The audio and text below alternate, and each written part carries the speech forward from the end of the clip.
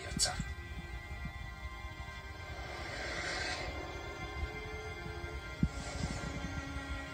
Дюните са притихнали. В по-голямата част от пустинята няма останал възрастен мъжки лъв. Тяхното оцеляване е по-важно от всякога.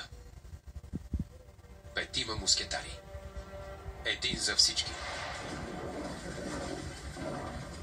И всеки за себе си, що се отнася до плячката.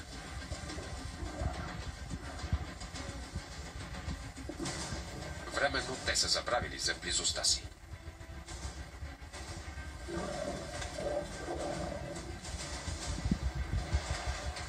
Тук няма място за братска любов.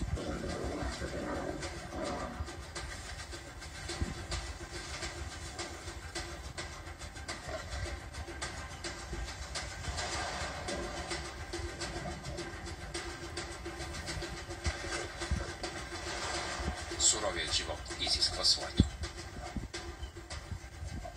И точно когато мислиш, че си с една глава напред,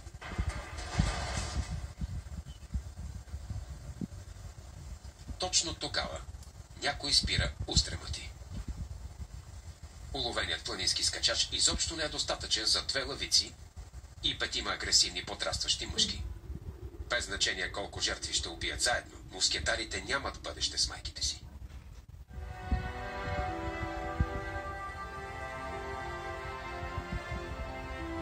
Мускетарите са навършили 3 години.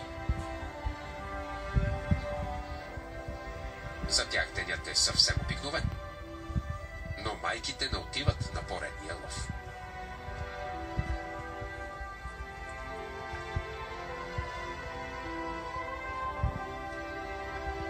Този път лъвиците ще ги изоставят. И повече няма да се върнат.